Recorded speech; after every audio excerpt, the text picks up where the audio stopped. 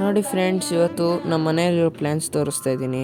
ನೋಡಿ, ಇದು ಶಂಕು ಹೂವು ಅಂತ, ಇನ್ನೂ ಬೆಳೆದಿಲ್ಲ ಅಷ್ಟೇ. ನೋಡಿ, ಇದು ದಾಸವಾಳದ ಹೂವು, ರೆಡ್ ಕಲರು. ಇದು ಯೆಲ್ಲೋ ಆ್ಯಂಡ್ ರೆಡ್ಡು, ಸ್ವಲ್ಪ ದೊಡ್ಡ ಹೂವು ಅಷ್ಟೇ. ಆಮೇಲೆ ಇದು ಸ್ನೇಕ್ ಪ್ಲಾಂಟು, ಅದ್ರ ಪಕ್ಕ ತುಂಬೆ ಹೂವು ಇಟ್ಟಿದ್ದೀವಿ, ತುಂಬಾ ಒಳ್ಳೇದು.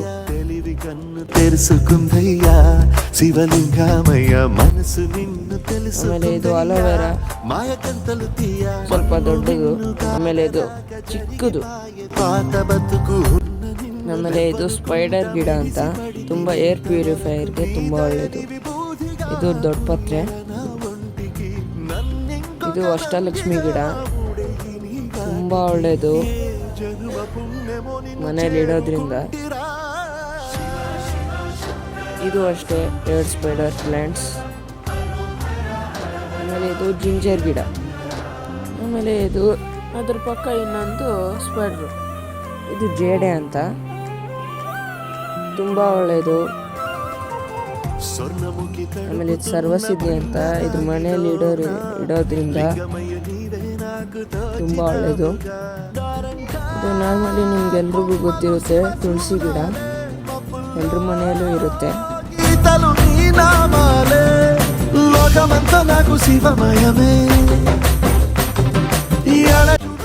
ಆಮೇಲೆ ಇದು ವಿಳೆದೆಲೆ ಗಿಡ.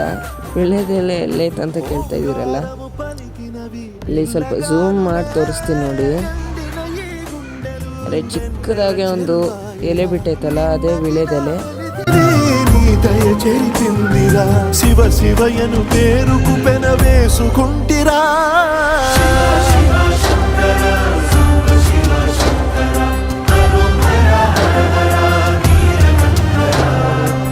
ನೋಡಿ ಫ್ರೆಂಡ್ಸ್, ಎಂಟ್ರೆನ್ಸ್ಗೆ ಸ್ಪೈಡರ್ ಪ್ಲಾಂಟ್ ಇಟ್ಟಿದ್ದೀವಿ, ಒಳ್ಳೆ ಏರ್ ಪ್ಯೂರಿಫೈಯರು. ಆಮೇಲೆ ಲಕ್ಕಿ ಬ್ಯಾಂಬು, ಇದನ್ನು ಮನೆಯಲ್ಲಿ ಇಡೋದ್ರಿಂದ ತುಂಬ ಚೆನ್ನಾಗಿರುತ್ತೆ. ಆಮೇಲೆ ಇದು ಸ್ನೇಕ್ ಪ್ಲಾಂಟ್, ಆದರೆ ಸ್ವಲ್ಪ ಡಿಫ್ರೆಂಟ್ ಜಾತಿ ಅಷ್ಟೇ. ಇದು ಪೀಸ್ ಲಿಲಿ ಅಂತ.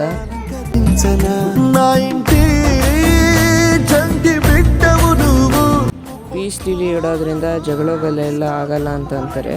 ಆಮೇಲೆ ಯಾಕಲ್ಲಿ ಖಾಲಿ ಇರಬೇಕಂತ ಬುದ್ಧ ಇಟ್ಟಿದ್ದೀವಿ. ಆಮೇಲೆ ಇದು ನಮ್ಮ ಟೇಬಲ್ ಡೆಕೋರೇಷನ್,